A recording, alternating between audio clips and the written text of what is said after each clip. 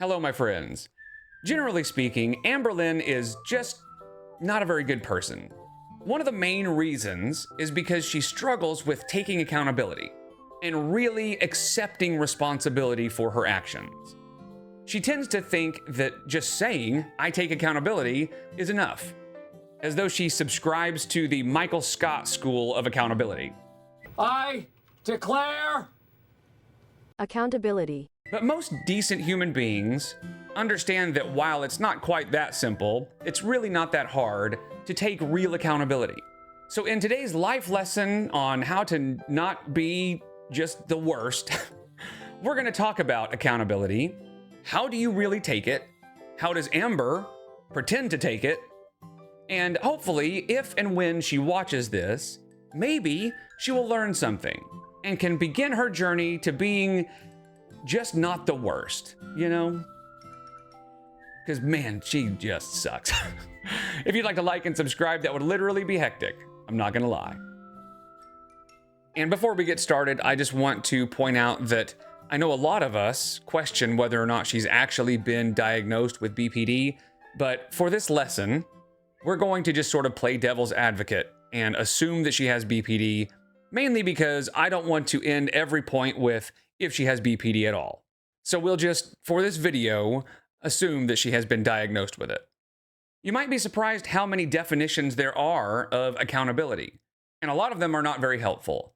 So what I decided to do was talk to a couple of mental health professionals and scour the internet for several different definitions, and I've taken what I think are the best aspects from several different definitions and kind of Frankenstein them together into what I think is probably a pretty decent tool for teaching somebody how to take accountability.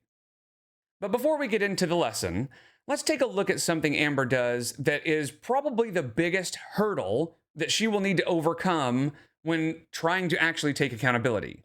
And that is the fact that she blames everything she does on something or somebody else. In fact, I don't think that there is a single instance online of Amberlynn taking actual responsibility for her actions without blaming somebody or something else.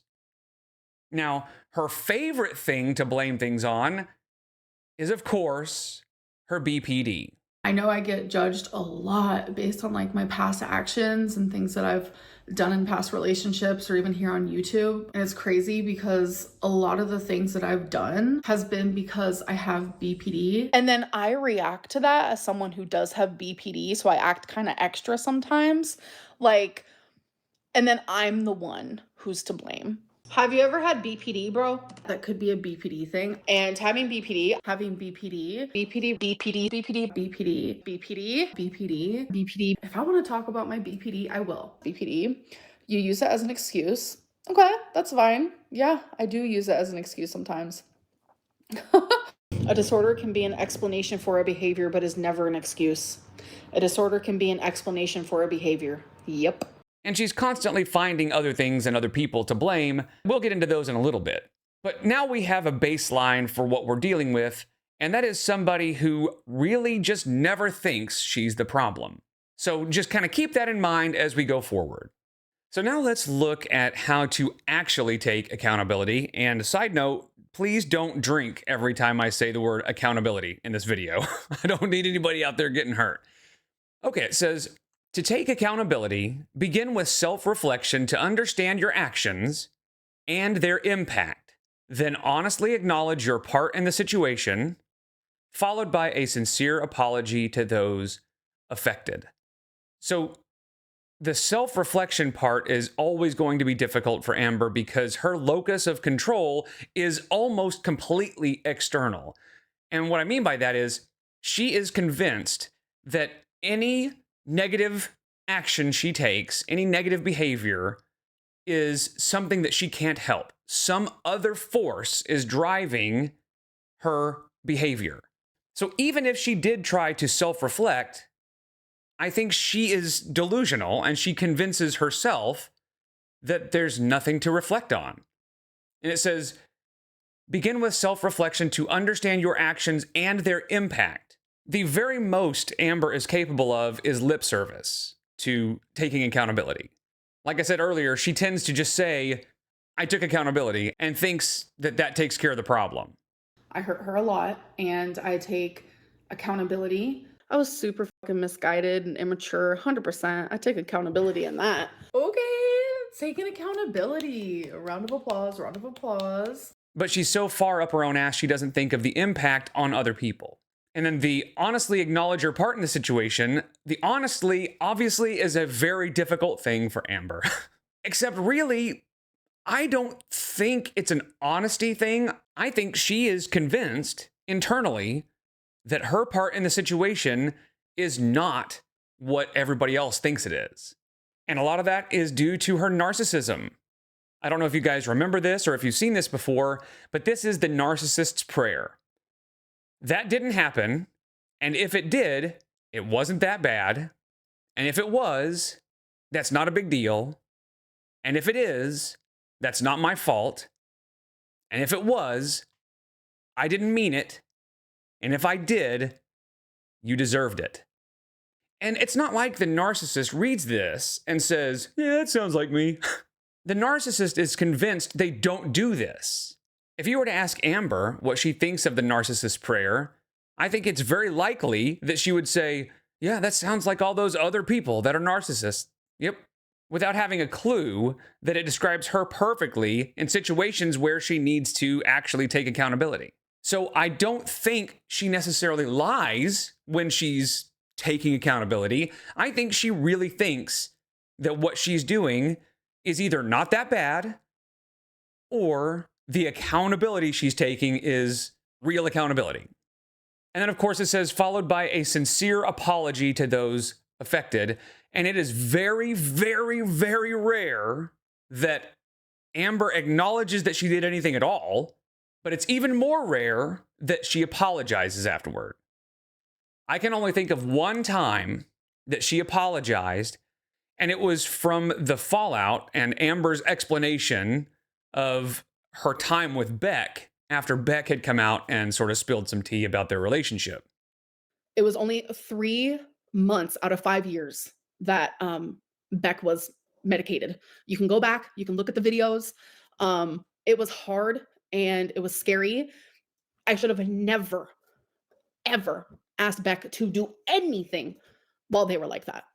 And I'm sorry for that. I take full responsibility. I should have never asked for anything, ever. The renal failure was very, very thankfully short-lived because they were on metformin, which is a diabetic medicine. And as soon as like they started taking it, and I think it was like 2 weeks in, they had to get blood work again. And that's when they saw it. And so like immediately they were like, you can't take this anymore. So it was very quick, thankfully, because that was also very, very worrisome. And in those like sections of time, I should have never, ever asked for anything. And I can say that hands down that I'm sorry, and I take a full accountability for that. And there were a couple of other times during that stream that I can remember that she actually said, I'm sorry, but she's not really taking accountability because if you watch the stream in its entirety, she makes excuses for why she did the things that she apologized for. And I will give you one guess as to what she blames, but we'll get to that in a minute. Then it says, next, take concrete action to make amends and implement changes to prevent repetition. Meaning, stop doing what you were doing to cause the problem. Finally, learn from the experience by setting clear goals, tracking progress, and using the situation as an opportunity for personal growth. We're going to go through this step by step. So step 1 is reflect and understand. And again, self-reflection is not something that comes easy to Amber. Or if it does, she tends to be very wrong about it. Take time to evaluate your actions and their outcomes, recognizing where you may have fallen short. And the problem is when somebody says, hey, Amber, you did this thing and it was bad, she really only evaluates the outcomes as they pertain to her and how they affected her. She doesn't really take the time to see how she affected other people. Take the Emily thing, for example. As soon as we found out Emily was going to come out and talk about how Amber treated her, Amber came out and was like, you wouldn't believe how she treated me. Anything that happened in Wisconsin, like any argument that happened in Wisconsin, was due to a betrayal that I found out that she was doing right next to me. Imagine having BPD, unregulated, unmedicated, and finding out just betrayal, betrayal, betrayal, betrayal. Like, you go crazy. And even when she did admit to doing some pretty bad things, some reactive abuse, basically, she blamed Emily. My pain turned me into a monster because of what you did. And here's the thing. It is okay to be upset when you find out your girlfriend is talking to haters or looking at other women on Tumblr or whatever. But the way Amber behaved was just not okay. Her reaction to everything was too much, and she never took accountability. She never actually admitted doing anything wrong. Everything was somebody else's fault or something else's fault. And that's the way things have always been with Amber. So then identify your role, acknowledge your contribution to the challenge or conflict without making excuses. So if you'll remember, she did apologize for being controlling of Beck's time. Because I was very controlling of their time. And I'm very, very so sorry for that. And asking Beck to do things while they were medicated. And it sounded pretty sincere. But the whole stream, she was blaming her BPD for everything she did. Why do you think you're so controlling in your relationships? Ugh. People hate, I don't know why. I genuinely don't know why people hate when I talk about my BPD, but it has to be one of the weirdest things I've ever experienced in my life, because that's genuinely something that I struggle with. But that's why. So she doesn't mind admitting that she's got a flaw as long as it fits in the parameters of BPD, so that she can continue to use BPD to victimize herself, right? So when she says, I was really controlling of Beck's time, it's not, you should feel bad for Beck because of what I did to them. It's, you should feel bad for me because I had no control over it. That's how Amber operates. No matter which direction things go, they all have to end up making sure that Amber is the victim.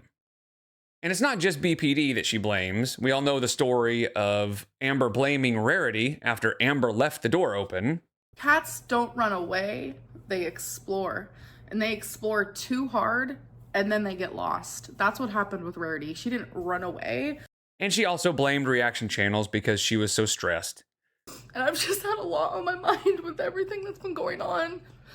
And I'm not gonna lie, like, I've just been going through a lot. And I wasn't thinking, and I left the glass door open just like, I don't know, like this much. And I'm telling you, when I noticed, it was like 20 minutes later, but it literally just takes a second. But generally speaking, her go-to excuse is BPD. Okay, moving on. Consider the impact. Understand how your behavior affected others. And after everything that Beck talked about as far as Amber's behavior during their relationship, the only thing that Amber really admitted to was being controlling of Beck's time. But we all know there was far more than that. It was not just that she was controlling of Beck's time. She was financially abusive. She cut Beck off from the rest of their family. There was just a lot more to it than what Amber admitted to. And a lot of that is because Amber's understanding of the way her behavior affects others is very surface level. And that's why it never changes. Her behavior never changes. And that's also why her relationships always end up terribly, you know? Number 2, acknowledge and apologize. Name the behavior. Identify the specific action or behavior that caused the problem. There have been lots of times where Amber just says, I've taken accountability for the things that I've done. And even though it might not be visible to the public or even to Beck in this moment, I have taken accountability for the things that I've done. And where I am the problem, I have admitted to that ad nauseum. She rarely ever actually identifies the specific action that caused the problem. And usually, if she does, it is something that she can tie back to BPD, right? Being controlling, having a tantrum.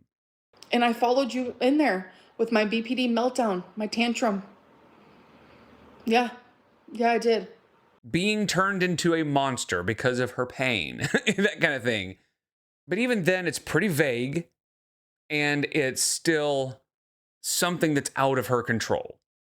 It goes on to say, openly acknowledge, be honest and admit when you are wrong without justifying your actions.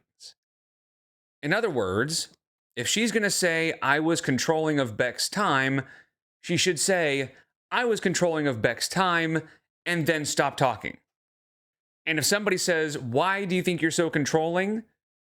Then you can say, I think BPD may have something to do with it, but ultimately, I'm the one who chose to do that. Now, I think a lot of us wonder if she's actually been diagnosed with BPD or if it just is a useful tool for excusing a lot of her actions. Or the more I hear her talk about disorders and things, I continue to be more and more convinced that she might have Munchausen because it seems like sympathy is her substance of choice, if you will. It goes on to say, offer a sincere apology, express genuine regret for the harm caused, focusing on the other person's experience. And I don't think Amberlynn is capable of that. Unless somebody sort of gives her something to read from, like a prompter, maybe. She could probably fake it a little bit. But I don't know that she is actually capable of focusing on another person's experience when trying to apologize. Because as much as she likes to claim she's an empath, she really does not understand what it's like to put yourself in somebody else's position. The empathy that she uses is generally used more as a weapon rather than a tool for understanding somebody else's feelings. She understands empathy insofar as it helps her get her way, and that's it. So this may be kind of a roadblock for her because I'm not sure she's capable of a sincere apology without truly having empathy in a sense of being able to feel what somebody else feels or to understand somebody else's experience. Number 3, it says, take action and make amends. Stop harmful behavior. Immediately cease any behavior that is causing harm. Amber likes to claim that she has gotten better. The main reason why a lot of people have BPD is due to their childhood and being abandoned constantly. And so what BPD is it's rooted around abandonment. So when anything makes me feel like I'm being abandoned, it's like this controlling feeling comes out, and it's not good. And oh my God, thank God it's gotten so much better. Thank God it's gotten so much better. And I followed you in there with my BPD meltdown, my tantrum. She likes to claim that she is so much more mature now than she used to be. I have a hard time controlling myself. I have improved in ways that you guys can't see because you don't see me in a day-to-day life. Like, I feel like I've gotten more mature, level-headed. And as I've gotten older and more mature, and I've learned more about my BPD and just who I am as a person, I have become a better person. And I have become a better girlfriend. With my BPD meltdown, my tantrum. And that she has started to really understand the difference between using BPD or whatever as an excuse and using it as a reason. And it's like in the past, even probably recent, I have used it as an excuse, having BPD for all of these things. And now it's like, I want to like have it as a reason, like the reason why I've done those things instead of like making it an excuse. And for a while there, I was like, what is the difference? Like, what is the difference between an excuse and a reason/explanation? An excuse is when you're not going to take accountability for it. An explanation is when you finally take accountability and you do something to change it. And I'm currently right here. took me a while to get there. But like, I want this Amberlynn to just like go away. I'm not gonna be perfect. It's gonna take time. So she claims that the difference is if you're using it as a reason, you're going to take accountability. But remember, her idea of taking accountability is just saying that you take accountability. And then she also says that you do something to change it. But she has never done anything to change anything. She has never put any effort into learning about BPD or changing her behavior or anything like that. So it's clear that she has not stopped the harmful behavior, but I don't think she realizes that because to her, the way she acts towards other people is not harmful. Until all of a sudden, the person comes out and says, that was harmful, and she says, no, it wasn't. So I don't think she will ever stop the harmful behavior because she doesn't think it's happening. Then he goes on to say, make repairs. Take concrete steps to rectify the situation or make things right for those you've harmed. Now, I don't think Amber will ever get to that point because she won't stop the harmful behavior. And you can't make repairs, you can't rectify the situation, and you can't make things right until you stop the harmful behavior. And generally speaking, the harmful behavior is Amber generally being manipulative and controlling and not giving a single corner turd about anybody but herself. But let's give an example of what this might look like for somebody else. Let's say somebody was raised in a household where they were taught not to respect people's pronouns. They were taught that it was stupid and that whole, I identify as an attack helicopter, that kind of thing. And let's say eventually that person meets someone who prefers they, them pronouns and realizes that person is a good human being and that it's okay to respect other people, even if it doesn't make sense. So eventually they realize their behavior was not great. So first of all, they need to stop the harmful behavior by using they, them pronouns and getting used to that. And then to make the repairs might look something like this. They might go to their friend and say, this is new to me. I might make mistakes. Please be patient with me while I learn how to do this the right way. And then if they notice that they make a mistake and they correct themselves, that is making the repairs. From what I understand, as a cis-het white dingus on the internet, it goes a long way just to say, I'm trying, please be patient. And that takes care of the next step too, which is commit to change. That would cover this entire section. And so for Amber, it would be, I'm going to stop being controlling. I'm going to go to therapy. That's a thought, like actually go to therapy, real therapy, not pretend therapy that she goes to, which is non-existent. But the best therapy she could possibly be doing is online because she doesn't go anywhere. She can't. So basically, the commitment to change would have to be committing to going to therapy and then starting the process from the beginning of admitting she's wrong when she makes mistakes. That's how she would be able to make repairs. Because I would imagine her partner would understand that she can't just stop the harmful behavior immediately. It's something that will take some time, but the making repairs would be starting therapy to show that she's willing to stop the harmful behavior and commit to change. And I know I'm giving Amber a lot of credit here because in the end, I don't think she's capable of any of this. Because, like I said at the beginning, she's a narcissist. And she would watch this entire video, and when she was done, she would go, none of that sounds like me. He's full of shit. I don't need to change anything. I'm fine. It's everybody else that's the problem. So that's why she will never, number 4, learn and grow. Learn from mistakes. View the experience as a valuable learning opportunity for personal growth. The problem is she will never get to the point where she can admit that any of this pertains to her.